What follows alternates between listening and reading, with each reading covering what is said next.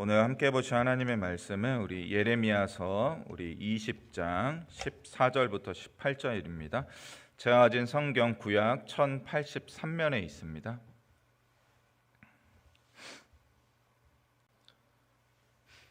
구약 성경 1083면 예레미야서 20장 14절에서 18절 말씀 우리 한 절씩 교독하고 마지막 18절 함께 읽겠습니다. 제가 먼저 14절 읽습니다. 내 생일이 저주를 받았다면, 나의 어머니가 나를 낳던 날이 복이 없었다면, 나의 아버지에게 소식을 전하여 이르기를 당신이 등남하였다 하여 아버지를 즐겁게 하던 자가 저주를 받았다면, 그 사람은 여호와께서 무너뜨리시고 후회하지 아니하신 성읍같이 되었다면, 그가 아침에는 부르짖는 소리, 낮에는 떠드는 소리를 듣게 하였다면 좋을 뻔하였나니, 이는 그가 나를 태에서 죽이지 아니하셨으며 나의 어머니를 내 무덤이 되지 않게 하셨으며 그의 배가 부른 채로 항상 잊지 않게 하신 까닭이로다. 함께 읽습니다. 어찌하여 내가 태에서 나와서 고생과 슬픔을 보며 나의 날을 부끄러움으로 보내는고 하니라. 아멘. 어제 이제 이용재 목사님이 예레미야 20장 하셨잖아요.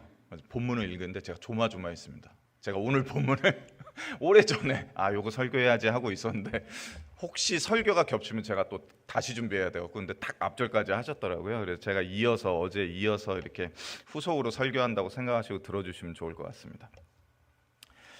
예레미야 선지자를 대표하는 수식어 형용사가 있죠. 눈물의 선지자 예레미야. 그래서 보통 다 이 예레미야를 설명할 때 눈물의 선지자 예레미야라고 이렇게 말합니다. 그는 이스라엘을 위한 이 애가를 지어 부른 선지자이며 그의 애가만이 유일하게 성경 이 정경 66권에 들어가 있을 정도로 그렇게 이스라엘을 향한 이 뜨거운 눈물을 가진 선지자였다는 것입니다. 그런데 이는 예레미야라는 이 인물, 이 한 개인의 이 성격 때문이거나 그가 좀 잘 우는 감수성이 좀 깊은 그러한 성향을 가진 선지자였기 때문이다라고 우리는 그렇게 아무도 생각하지 않습니다.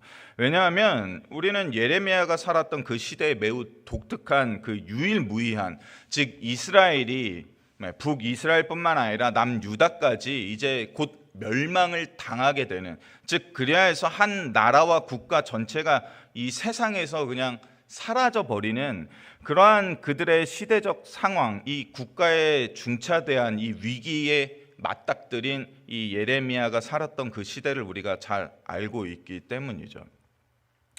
그런데 우리는 그에게 여호와의 말씀이 임하였던 그 때를 알고 있습니다. 여호와의 말씀이 그에게 언제 임했느냐? 예레미야가 1장 1, 2절에 잘 써놓았습니다. 베냐민 땅 아나돗의 제사장들 중 힐기야의 아들 예레미야의 말이라. 아몬의 아들 유다왕 요시야가 다스린 지 13년에 여호와의 말씀이 예레미야에게 임하였다. 이렇게 설명하고 있습니다. 요시야 왕은 종교 개혁을 일으킨, 즉 이 마지막 시대에 등장한 아주 선한 왕이었죠. 그의 아버지를 따라 악을 행하지도 아니하였습니다.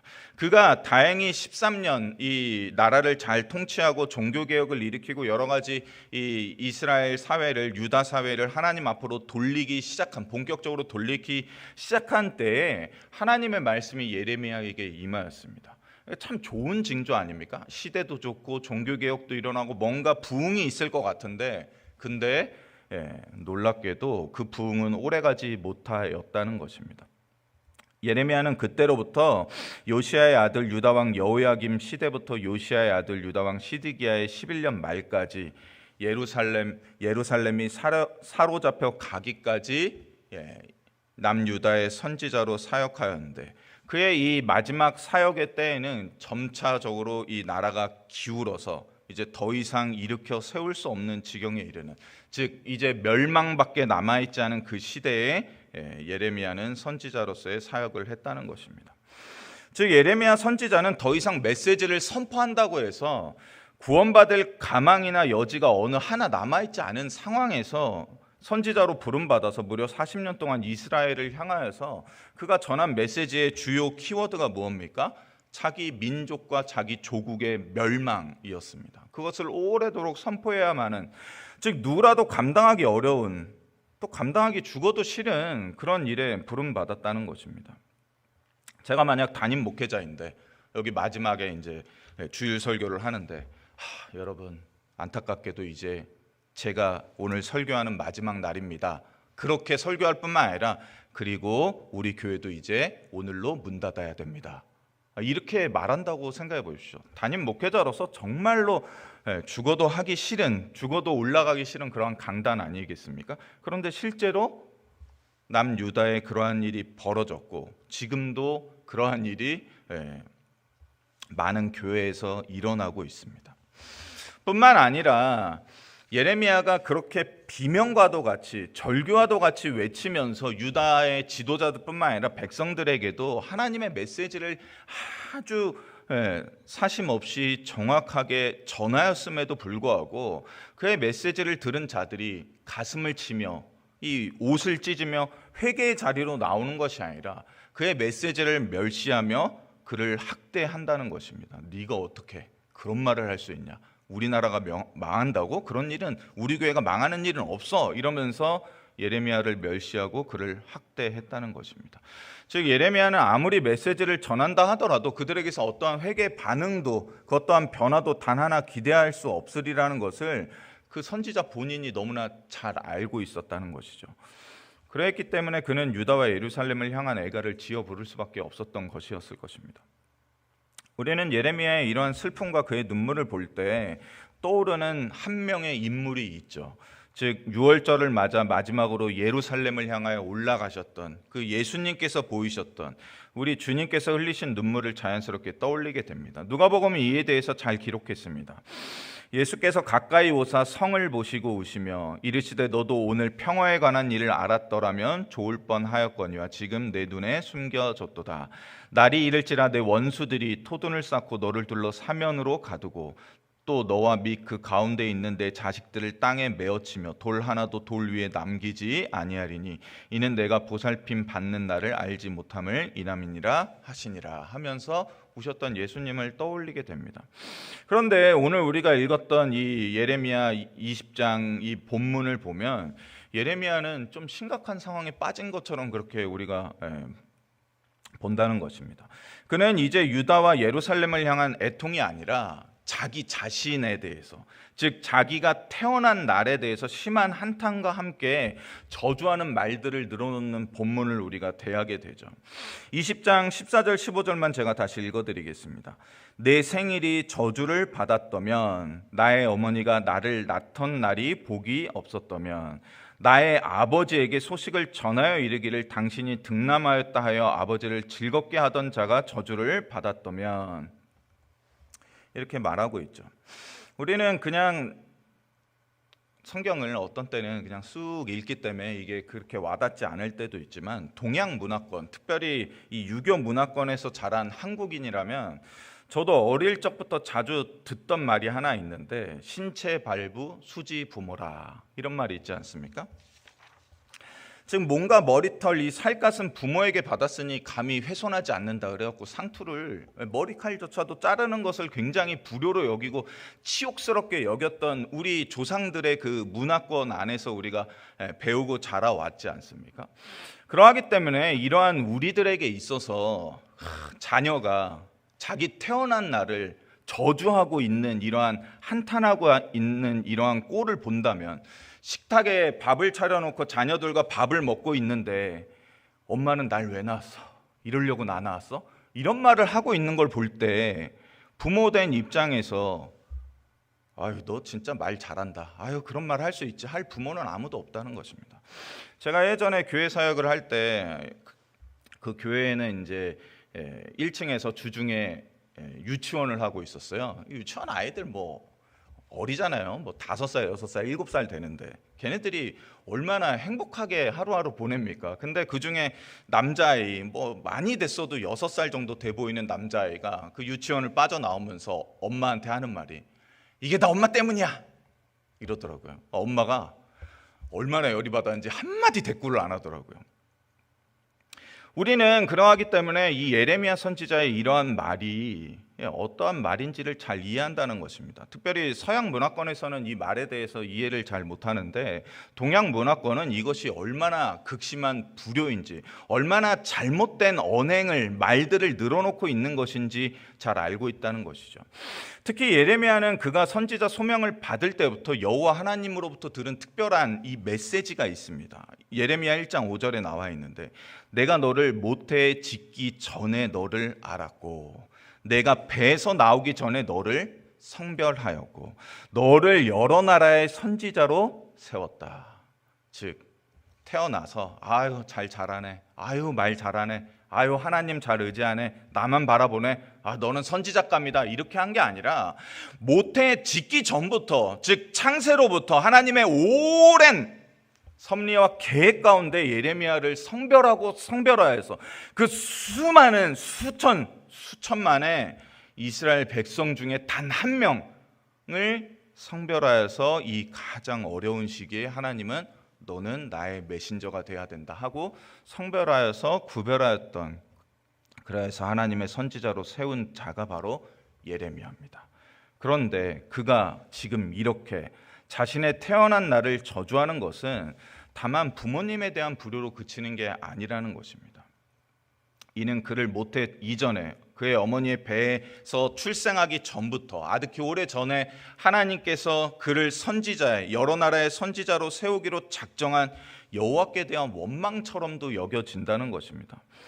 그러하기에 선지자 한 개인의 이러한 신세한탄은 이 본문에 차라리 넣지 않는 게 좋지 않았을까? 이 정도 그냥 신세한탄 한번 하고 지나가는 것까지 그냥 깨알같이 다 성경에 적어놔야 되나? 이런 생각도 해보게 됩니다. 또한 오늘 이 본문의 위치가 애매하게 이상하다는 것도 있거든요. 그래서 많은 주석가가 이 본문을 다른 데로 옮기려고 노력을 많이 했어요. 아니, 왜 갑자기 이 메시지가 여기에 등장하지? 이런 생각을 많이 했다는 것입니다. 그런데 저는 성경 그 자체, 지금 우리가 보고 있는 이 성경 자체가 하나님의 말씀을 100% 믿는 그러한 교육을 받은, 또 저도 그렇게 믿고 있는 개혁주의 목사이기 때문에 왜 이 본문을 굳이 예레미야가 여기에 넣었을까를 곰곰이 묵상해 봤다는 것입니다.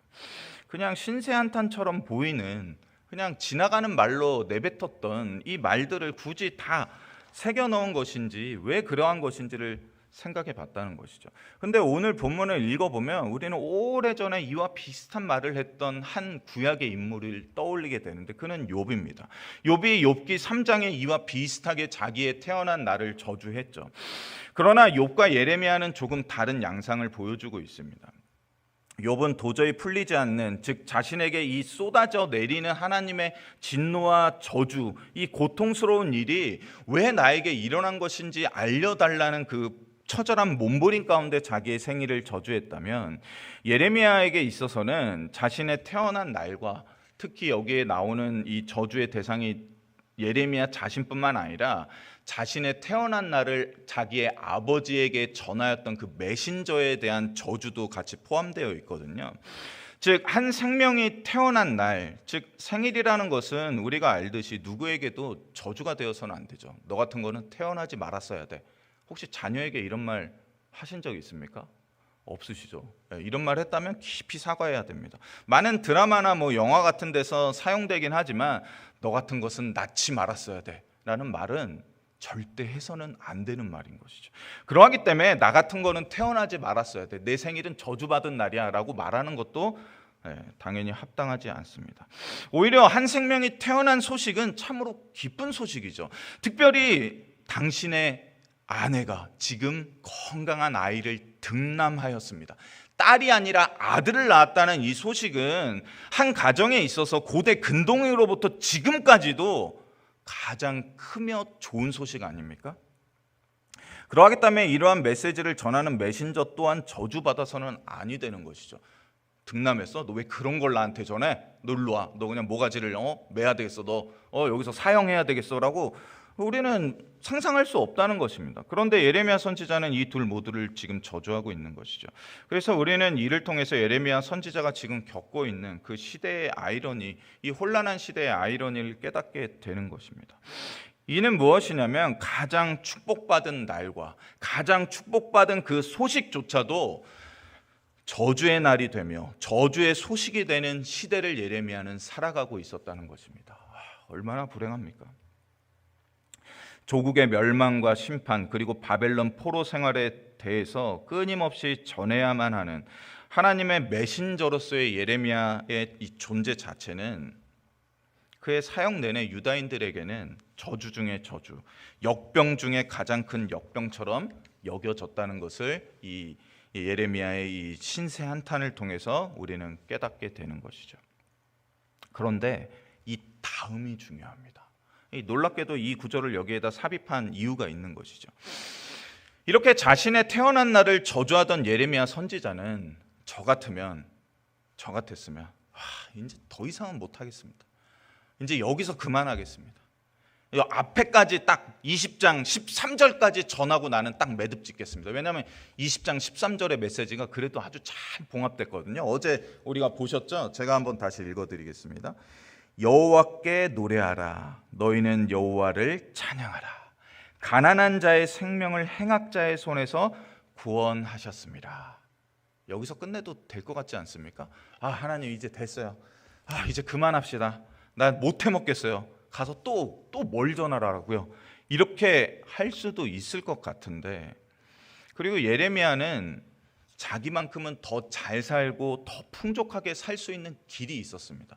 왜냐하면 예레미야가 유일하게 그 당시에 하나님의 말씀을 바르게 전한 자였고, 그의 전한 메시지가 이제 곧 다 이루어질 것이기 때문에 예레미야 이후에 40장에 넘어오면 바벨론의 이 신하들조차도 예레미야가 얼마나 뛰어난 선지자인지 깨달았기 때문에 모든 것을 다 후원해 준다고 말하고 있을 정도거든요. 그렇기 때문에 그는 하나님 이제 나 할 만큼 했어요. 나 이제 편안하게 살고 싶어요. 나 살 길 찾을게요. 내가 가고 싶은 곳에 가서서 내가 풍족하게 살 수 있는 길 찾아갈게요. 할 수 있는 유일한 자였음에도 불구하고 예레미야는 어떻게 합니까? 다시금 유다 백성들 안으로 들어갑니다. 그리고 그 귀머거리와 같은 그 지도자들에게 여전히 하나님의 말씀을 전하고 있다는 것입니다. 예레미야는 그의 40년 동안의 그의 사역 내내 그가 전해야만 하는 불붙는 듯한 그 심령의 이 열정 때문에 전하지 아니하고는 참을 수 없는 이 메시지, 좋은 메시지도 아니잖아요. 자기 민족의 이 대재앙과 파멸의 메시지로 인하여 항상 고뇌했습니다. 이 안 좋은 말을 전할 때 하나님이 입력해 주셨으니 그냥 나는 말하는 스피커다, 난 블루투스 스피커다, 이러는 메신저는 아무도 없지 않습니까? 우리가 누군가에게 안 좋은 소식을 들었을 때 내가 이런 얘기 들었는데 이렇게 얘기하는 사람 없지 않습니까? 이 안에서 그 안 좋은 소식이 묵혀지잖아요. 그래갖고 이걸 꺼낼 때도 힘들단 말이에요. 그렇기 때문에 그는 늘 고뇌하고 염려하며 슬퍼 울기까지 했다는 것입니다. 그런데 그는 그러한 과정 가운데서 끝까지 여호와 하나님을 붙잡고 있었습니다. 왜냐하면 이 모든 것을, 그것이 심히 저주받은 것처럼 여겨지는 일을 할지라도 그 모든 것을 능히 회복하고 되돌이키실 수 있는 능력이 오직 여호와 하나님께만 있음을 너무나도 잘 알고 있었기 때문입니다. 근데 우리도 그렇지 않습니까? 아무리 심각한 일과 세상 모두가 다 저거는 저주받은 거야, 저거는 하나님께 버림받은 거야, 저거는 무언가 대단히 잘못한 거야, 그래서 지금 하나님의 진노가 저 사람에게, 저 가정에게, 저 교회에게 쏟아지고 있는 거야, 저거는 회복할 수 없는 거야 라고 세상 모두가 말하는 그러한 일을 당하고 있다 할지라도 그것을 회복시키시고 돌이키실 수 있는 능력이 우리는 우리의 하나님께 있음을 너무나도 잘 알기 때문에 그러한 상황 가운데서도 우리는 믿음을 잃지 않고 이 자리를 기꺼이 버티고 견디며 인내한다는 것입니다. 그리고 또한 우리는 압니다. 예레미야가 21장 8절에 말하고 있듯이 여호와께서 말씀하시기를 보라 내가 너희 앞에 생명의 길과 사망의 길을 두었노라. 여호와 하나님께서는 끝내 남유다까지 다 바벨론을 통하여서 진멸하시기로 작정하셨습니다. 그리고 그의 작정은 어느 누가 온다 하더라도 돌이킬 수 없는, 변치 않는, 변개할 수 없는 하나님의 작정이십니다. 그러나 그러한 대재앙과 파멸의 끝을 향해 내달아가는 그 시대에조차도 하나님께서는 놀랍게 자비하시게 여전히 피할 길과 살 수 있는 길을 그들에게 열어놓으셨다는 것을 예레미야도 알고 우리도 알기 때문입니다. 그러하니 오늘 우리가 당하는 일들 가운데 나는 이제 끝났구나 하는 것은 없다는 것입니다. 나는 이제 망하였구나, 나는 이제 도저히 회복할 수 없는 지경에 이르렀구나 하는 때는 없다는 것입니다.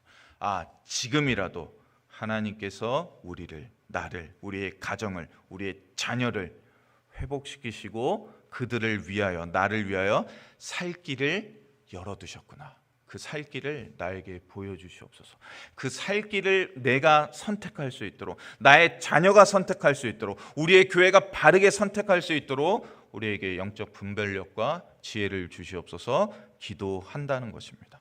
우리에게 그러한 소망과 우리에게 그러한 결단과 우리에게 그러한 용기가 오늘도 넘치기를 간절히 소원합니다. 기도하겠습니다.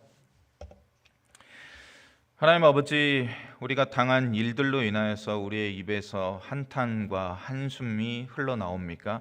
하나님 아버지, 그러할 때조차도 하나님께서는 우리에게 살 길과 회복의 길을 미리 이미 다 마련해 두시고 열어두셨다는 사실을 기억할 수 있게 도와주시옵소서.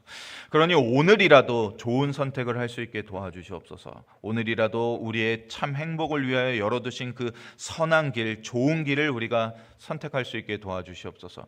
우리의 자녀가 지금 잘못된 길을 가고 있습니까?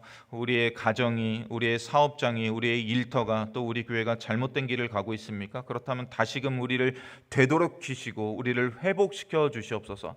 오늘에라도 하나님께서 모든 저주와 진노를 거두시고 우리를 회복과 부흥으로 이끄실 수 있는 능력의 하나님임을 우리가 예레미야 선지자와 같이 동일하게 믿고 있습니다. 그러니 우리의 믿음대로 일하여 주시고 역사하여 주시옵소서. 하나님 아버지, 오늘은